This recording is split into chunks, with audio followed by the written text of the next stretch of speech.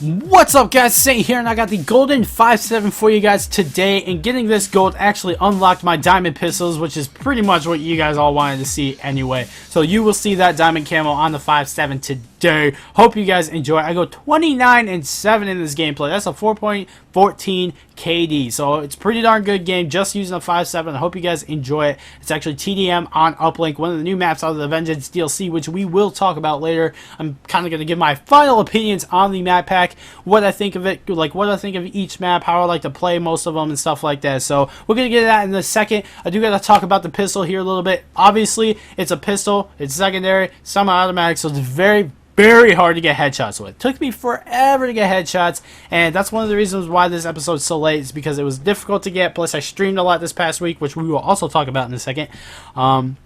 So it was kind of delayed, so I apologize for that for all you guys who didn't get to see the streams and stuff like that and really wanted to see this episode. But here it is. I got it for you guys. So be sure to vote for the next golden gun down below in the comments, and I will do that. The one voted the most, obviously, is the next golden gun. Now, I do got to talk about this one a little bit. My setup with it right now is fast mags and long barrel. It's pretty much the same setup I had on the TAC 45 because it's just... especially with this gun, because the clip is huge, it's really nice to just get that fast reload and then just twitch your hand as fast as you can to get that crazy fire rate with the semi-automatic, because there's no cap on it, so you can really shoot this thing really fast. And actually doing these pistols really helped my trigger finger. Actually, I got a lot faster in the amount of time it took me to get these pistols done. So I hope you guys you try using that setup. My streaks, as you can see, my streaks are UAV, counter UAV, lightning strike, but those are kind of irrelevant. My perks is what I meant to say. I'm using lightweight, and then I'm using scavenger because I don't really need toughness on this thing. I think I might be using scavenger or toughness. I was using scavenger in hardcore,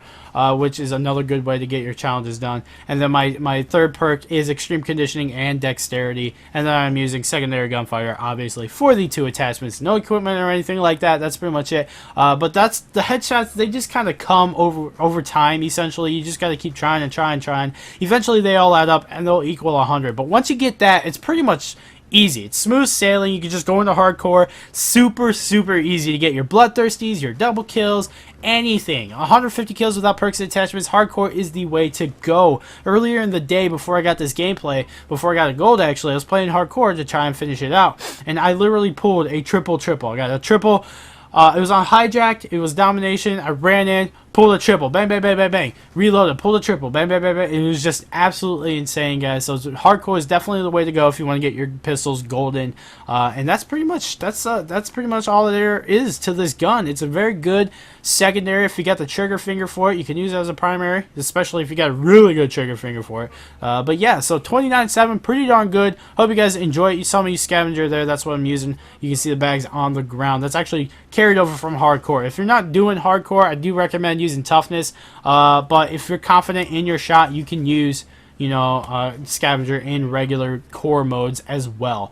So let's get into this DLC. What I want to talk about basically is just my opinion on it. Uplink, one I'm playing on right now, is my absolute favorite out of the DLC. It's a remake of Summit from Black Ops 1. It was that snowy map. I absolutely loved that map, so I'm super glad they decided to bring it back, and they changed the way it looks. Obviously, I do prefer the snow, but I absolutely love the lighting on this map. They did such a great lighting job, especially on the grassy, rocky side. The lightning really kind of just flashes up against the rocks, and it's nuts. I love this map, so it really plays really well. It still works with Black Ops 2 and how the Black Ops 2 plays, so definitely my favorite map out of the DLC. Now, my second favorite map, I'm going to go with Cove. Now, I have a big issue with how the spawns work on Cove.